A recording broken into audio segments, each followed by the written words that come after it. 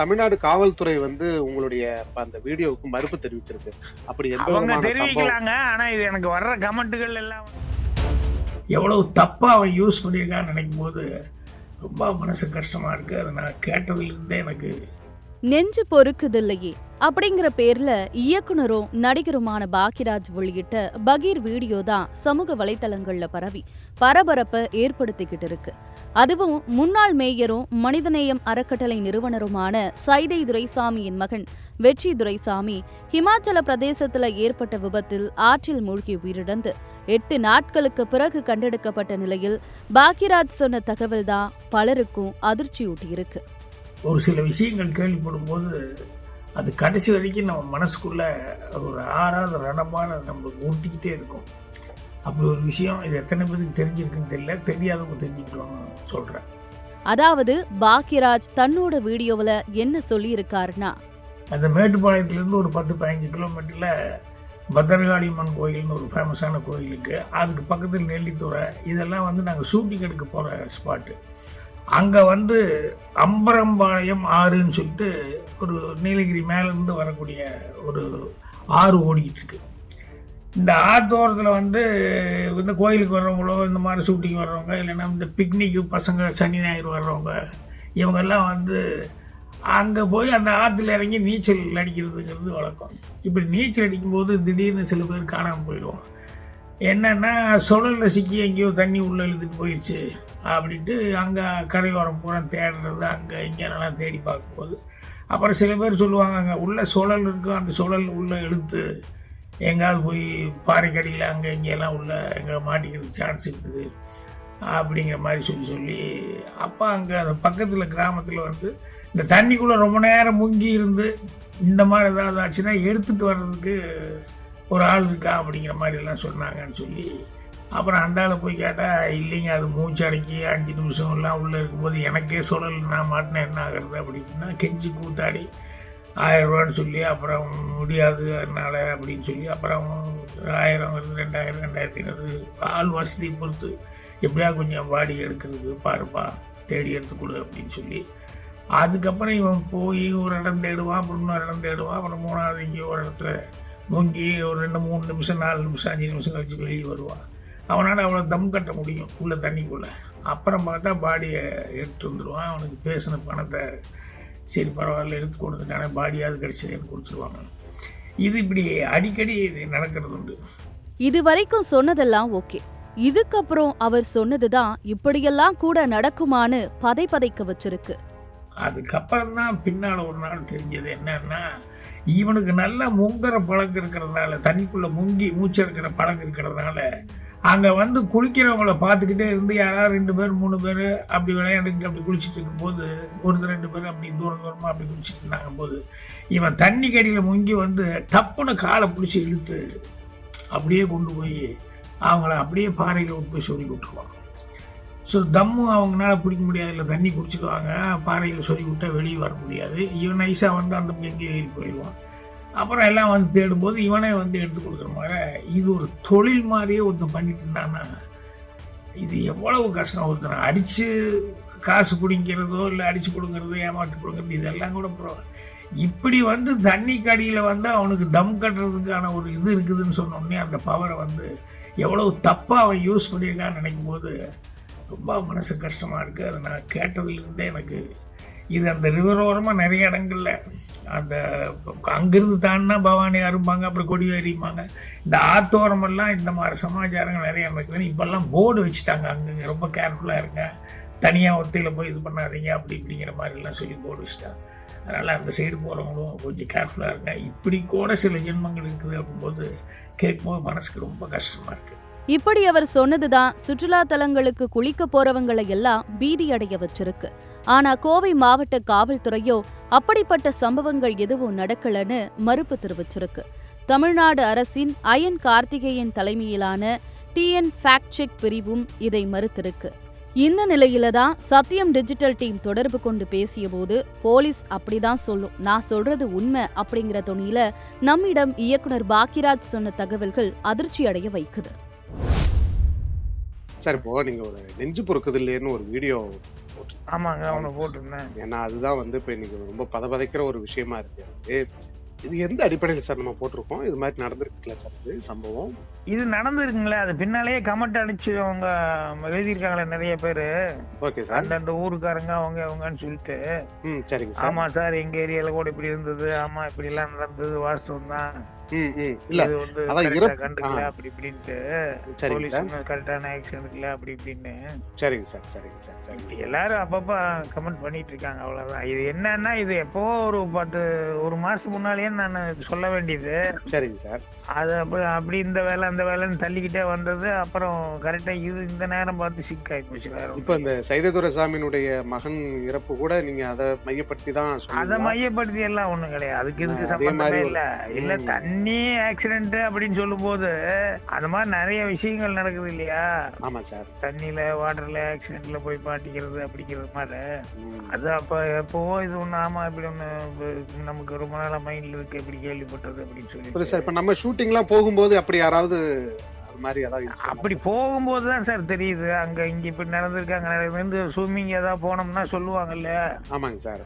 Sir தனியா போய் அங்க போகாதீங்க இங்க போகாதீங்க இப்படி யாருக்காவது போறவங்களுக்கு சொல்லுவாங்கல்ல, யூனிட் ஆளுகளுக்கு அவங்களுக்கு. ஆனா தமிழ்நாடு ப்ளீஸ் இல்ல யாருமே அது வந்து அந்த வாட்டர் கூட திடீர்னு சில நேரங்கள்ல அப்பெல்லாம் வந்து பாலம் கிடையாது. இப்பதான் பாலம் கட்டிருக்காங்க. நிலத்துறை பாலமே இல்லை. ஏன்னா ஓட்டு எண்ணிக்கை அவ்வளவு இல்லைங்கிறதுனால பாலம் கட்டுறதுக்கு பட்ஜெட்டுக்கு இடம் கொடுக்கல. அதனால ரொம்ப நாளா பாலம் கட்டாம அவங்களும் அதே மாதிரி எலெக்ஷனை வந்து எங்களுக்கு பாலமே கட்டி கொடுக்கலாங்கும் போது நாங்க எதுக்கு ஓட்டு போட வரணும்னு சொல்லிட்டு அவங்களும் ஓட்டு போட மாட்டேன்னு பைகாட் பண்ணிட்டு இருந்தாங்க. சரிங்க சார். சரி. இப்படி எல்லாம் நிறைய கதைகள் அங்க நடந்தது. அப்ப தண்ணி வந்து இல்லைன்னா இறங்கி நடந்து போயிட்டு இருப்பாங்க, முழங்கால் தண்ணி இருக்குன்ட்டு. திடீர்னு சைரன் ஊதி தப்பிச்சு ஓடிட்டா உண்டு. இல்லைன்னா காட்டாட்டு வெள்ளம் மாதிரி வேகமா வந்துடும் தண்ணி. சரிங்க சார். சரிங்க சார். அது கொஞ்சம் டிஸ்டன்ஸ் இருக்கும் போதே ஊதுவாங்க. இது மாதிரி எல்லாம் வந்தாங்க. நாங்க பரிசல்ல தான் வந்து எக்யூப்மெண்ட் எல்லாம் எடுத்துட்டு போறது, அக்கறைக்கு போறதுக்கு பரிசல்ல தான் வச்சு கொண்டு போவோம்.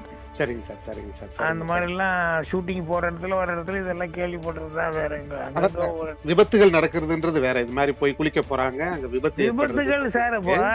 இப்போ ட்ரிங்க் சாப்பிட்டு சில பேர் அங்க என்ஜாய் பண்ணான்னு சொல்லிட்டு போயிட்டு இவனுங்களா போய் உள்ள முதல்ல ஃபுல்லா சாப்பிட்டு தண்ணிக்குள்ள ஸ்விம் பண்ண போறதுங்கிறதே தப்பு. அதே டேஞ்சரான ஒரு சமாச்சாரம். வயிறாறு நிறைய சாப்பிட்டு வயிறு முட்டை சாப்பிட்டு போட்டு சரிங்க சார் போய் தண்ணியில இறங்குறதே ஆபத்தான சமாச்சாரம். நிச்சயமா சார். நிச்சயமா சார். ஆனா நமக்கு தெரிஞ்சு இங்க எல்லாம் கூட அந்த மாதிரி சில பேர் ஸ்விம்மிங் பூல்ல போய் டைவ் அடிச்சு அதுல போய் நிறைய பேர் மாட்டிருக்கானுங்க. அதுதான் சார். அது மாதிரி இவங்களும் அதே மாதிரி அங்க போய் ஒரு என்ஜாய் பண்றோம் பிக்னிக் அப்படி இப்படின்னு சொல்லி போய் சாப்பிட்டு ட்ரிங்க் சாப்பிட்டு அப்படி இப்படி சாப்பிட்டு உள்ள போய் அப்புறம் அந்த மாதிரி சுழலுங்கிறது சில நேரம் தண்ணி வரும்போது சுழலுங்கிறது அதுல மாட்டுறதுங்கிறதும் உண்டு. இருக்கு. ஆனா நீங்க என்ன சொல்றீங்கன்னா மேட்டுப்பாளையத்துல இருந்து ஒரு 10-15 கிலோமீட்டர் இருக்கு. அங்க பத்திரபாளி அம்மன் கோயில் இருக்கு, ஃபேமஸான கோயில் இருக்கு. கோயில் அதான் அங்க போனதுனால அந்த இடம் வந்து சொல்ல வேண்டி வந்து அந்த ஷூட்டிங்கும் போனதுனால அங்க கோயிலுக்காகவும் போறவங்க உண்டு, ஷூட்டிங் போறவங்களும் உண்டு. அந்த வழியா தாண்டி வேற ஊர்கள்லாம் கூட இருக்குது. Okay sir. ஓகே. பட் நம்ம போனது வந்து நான் அந்த கோயிலுக்கும் போயிருக்கிறேன் 2-3 தடவை. அதே மாதிரி ஷூட்டிங்கு 2 படத்துக்கு போனேன். பொய்சாட்சி இன்னும் வேற படத்துக்கு எல்லாம் கூட போனேன். நிறைய படம் அங்க ஷூட்டிங் நடந்தது. சரிங்க சார். சரிங்க. ஆனா நீங்க குறிப்பிட்டு சொல்ற சம்பவம் அது மாதிரி ஏதாவது ஒரு நபரை நீங்க கேள்விப்பட்டிருக்கீங்களா? அப்படி எல்லாம் ஒண்ணும் இல்லைங்க. குறிப்பிட்டுன்னு இல்ல. அங்க சொல்லிக்கிறது வந்து இப்படி நடந்திருக்குது அப்படின்னு சொல்லி சொன்னாங்க. இப்படி போய் மாட்டிக்கிறது சில நேரங்கள் தெரியாம மாட்டிக்கிறது உண்டு. ஆனா அதை யூஸ் பண்ணிட்டு இப்படி சில பேர் இப்படி பண்ணிட்டு இருந்தா கொஞ்சம் ஒருத்தர் 2 பேர் இப்படி பண்ணிட்டு இருந்தானுங்க அப்படின்னு சொல்லும் போது இது உண்மையிலேயே ஹெல்ப் பண்றவனும் இருப்பானல்ல. ஆனா அந்த டேலண்ட தப்பா யூஸ் பண்றவன் இருக்கானல்ல, அதுக்காக இவ்வளவு தப்பா யூஸ் பண்ண கூடாதுல்ல. நிச்சயமா சார். ஏன்னா தமிழ்நாடு காவல்துறை வந்து உங்களுடைய அந்த வீடியோவுக்கு மறுப்பு தெரிவிச்சிருக்கு. அப்படி அவங்க தெரிவிக்கலாங்க. ஆனா இது எனக்கு வர்ற கமெண்ட்டுகள் எல்லாம் வந்து ஆமா சார் சரியா கவனிக்காமையே விட்டுறாங்க போலீஸ், இப்பதான் கொஞ்சம் போர்டு கீடு அங்கங்க வச்சிருக்காங்க அப்படி. நான் சொல்றது 45-50 வருஷம் ஆச்சு இல்ல, 45 வருஷம் மேல இருக்கும். அதுக்கு நடுவுல வந்து என்னென்னமோ நடந்திருக்கலாம். இல்ல இப்ப நீங்க சொன்ன சம்பவம் வந்து இப்ப லேட்டஸ்ட் நடந்தது கிடையாதா? லேட்டஸ்ட் இல்ல. இது 40 வருஷத்துக்கு முந்தின இருந்து இந்த மாதிரி இருந்திருக்கு. எப்பாவது அப்பப்போ இந்த மாதிரி நடந்தது உண்டு. அப்படின்னு சொல்றீங்க. ஆமா, அதுக்கப்புறம் வந்து ஜனங்கிட்டே அவேர்னஸ் வந்துடும், போலீஸும் போர்டு கீடெல்லாம் வச்சு கேர்ஃபுல்லா இருங்க அப்படிங்கறத சொல்றது உண்டு. அதனால ஜனங்களுக்கும் அதுக்கு ஒருத்தர் தெரிஞ்சா 10 பேர் தெரியுமல்ல. சரிங்க சார். அதனால இது ஒரு 40 வருஷத்துக்கு முன்னால் நடந்தது, மைண்ட்ல இருந்தது. இந்த என்ன உறுத்தலா இருந்ததுல்ல, இது இப்படி எல்லாம் கூட பண்ணுவாங்க, காசுக்காக இப்படி எல்லாம் பண்ணுவாங்க. இப்ப நீங்க உங்களுக்கு எப்படி சார் இது தோணுச்சு இப்ப சொல்லணும்? இல்லைங்க, அது 1 மாசம் 2 மாசத்துக்கு முன்னாலே நான் நோட் பண்ணி வச்சேன். பாக்கியால ஏதாவது சொல்லிட்டே இருப்போம் இல்லையா? ஆமா சார், ஆமா சார், ஆமா சார். அதுக்கு சொல்றதுக்கு நிறைய மேட்டர் இருந்தது. அதுல வந்து இதுவும் நோட் பண்ணி வச்சிருந்தேன். அது என்னன்னா, துரைசாமி மேட்டர் நடந்ததுனால அது கொஞ்சம் தீ பிடிச்ச மாதிரி ஆயிப்போச்சு. அவ்வளவு. அந்த சம்பவத்தினுடைய தாக்கத்தமாக கூட இதை வந்து நீங்க விழிப்புணர்வா சொல்லி அது நம்ம போடுறதுக்கு இது வந்ததுக்கும் அது எனக்கு நான் கூட அதுக்கு லிங்கா நான் நினைக்கவே இல்லை. ஏன்னா அது இப்ப துரைசாமி அவங்களுக்கு நடந்தது ஆக்சிடென்ட், அவங்க வெற்றிக்கு. ஏன்னா காரோட போய் உள்ள பூந்து, கார் ஆக்சிடென்ட் ஆகி உள்ள பள்ளத்துல போய் பூந்து, அதுல போய் ரிவர்ல போய் பூந்து இவர் வெளியே வந்து அடிச்சுக்கிட்டு போனதுங்கிறது இருக்க, இது ஆக்சிடென்ட். பட் இந்த தண்ணி ஆறு அப்படிங்கிறது இருக்குல்ல, ஏன்னா நீங்க சிங்க் பண்ணிக்கிட்டாங்க. அது அந்த சம்பவத்துல ஈடுபட்டது யாராவது இருந்தாங்கன்னு சொன்னீங்கன்னா நம்ம காவல்துறையில சொல்லி அப்படியெல்லாம் ஒண்ணு இப்ப அப்படி இல்லையும், கேள்விப்பட்டதுதான் இது கேள்விப்பட்டது. அப்புறம் நிறைய பேர்த்து கேட்கும் போது அவங்க ஆமா ஆமா இப்படி இருக்குது, வாஸ்தவம் தான் அப்படின்னு ஊருக்குள்ள விசாரிக்கும் போது சொல்லுவாங்கல்ல. ஏன்னா உள்ளுக்குள்ள ஒரு ஆளு மூச்சை அடக்கி ஒருத்தனை வந்து இழுத்துட்டு போய் சாகடிச்சு அதை வச்சு ஒரு காசு பண்றான்றது ரொம்ப அதிர்ச்சிகரமா இருக்கு சார். அதுதான் என் மனசுல அப்படி பதிஞ்சதுனாலதான் சரி அது எப்பாவது ஏதாவது சொல்லும் போது பாத்துக்கலாம் அப்படின்னு சொல்லிட்டு சில நேரங்கள்ல சில சம்பவங்கள் வந்து சினிமாவுக்கு வந்து யூஸ் பண்ணுவோம். நம்ம ஸ்பைடர் படத்துல கூட எங்காவது நல்ல ஒரு சீக்வன்ஸ் வந்ததுன்னா அதுக்கு இந்த மாதிரி யூஸ் பண்றது உண்டு. சிலது வந்து இது எதுக்கு சினிமால வச்சுக்கிட்டு தெரியாத சொல்லி கொடுத்த மாதிரி ஆயுமே அப்படிங்கிற மாதிரி சிலது அவாய்டும் பண்ணுவோம். அப்படி அவாய்ட் செய்யப்பட்டது 4 பேர் தெரிஞ்சது எல்லாத்துக்கும் தெரிஞ்ச மாதிரி இருக்க வேண்டாம் அப்படின்னு சொல்லிட்டு ட்ரக்ஸ்ங்கிறது இருக்க, ட்ரக்ஸ் போட்டோம்னா அது கெடுதல் அப்படிங்கறதோட நிறுத்திக்கணும் ஒழிய, சில பேர் சில நேரங்கள் அது எழுதும் போது என்ன எழுதுவாங்கன்னா, அந்த ட்ரக்ஸ் வந்து யூஸ் பண்ணா இப்படி, அதை இப்படி யூஸ் பண்ணணும், இப்படி பறக்கிற மாதிரி இருக்கும், அப்படி இப்படின்னு டெம்ப்ட் பண்ற மாதிரி எல்லாம் வந்து எழுதுறாங்கன்னா அப்புறம் எதுக்கு பிரயோஜனம் என்ன இருக்கு சொல்லுங்க? நிச்சயமா அது தப்பு. நீங்க அது வேண்டான்னு சொல்லும் போது அது சரியில்லை கெடுதல் அதோட நிறுத்திக்கணும் ஒழிய, அதை எப்படி எல்லாம் என்ஜாய் பண்ணலாம் அப்படி எல்லாம் என்ஜாய் பண்ணலாம்னு சொல்லிட்டு டெம்ப்ட் பண்ணி அப்புறம் அது வந்து ட்ரக் தப்பு அப்படின்னு சொல்லி கடைசியில் எழுதுதல் என்ன இருக்கு? நிச்சயமா சார். ரொம்ப நன்றிங்க சார். இது ஏதாவது தகவல் இருந்ததுன்னா, ஏன்னா காவல்துறை அவங்க வந்து தகவல் கொடுத்தோம்னா அவங்க வந்து அதை நடவடிக்கை எடுக்கிறதுக்கு ஒரு வாய்ப்பா இருக்குமே. நீங்க ஏதாவது அதுல ஏதாவது யார் சம்பந்தப்பட்டவ ஏதாவது இல்லைங்க, இது அப்பவே எடுத்திருப்பாங்க. இதெல்லாம் எப்போ நடந்த சமாச்சாரம். Okay sir. இப்போங்கிறது இல்ல, எப்போ நடந்த சமாச்சாரம், எப்போ அந்த மாதிரி எல்லாம் கம்ப்ளைண்ட் வந்தா அதெல்லாம் பண்ணிருப்பாங்க. சரிங்க சார். சரிங்க. நான் சொன்னது ரொம்ப லேட்டா சொன்னேன், மனசுல பதிஞ்சிருந்ததுனால சொன்னேன். சரிங்க சார். ரொம்ப நன்றிங்க சார். ரொம்ப நன்றி. ஓகே.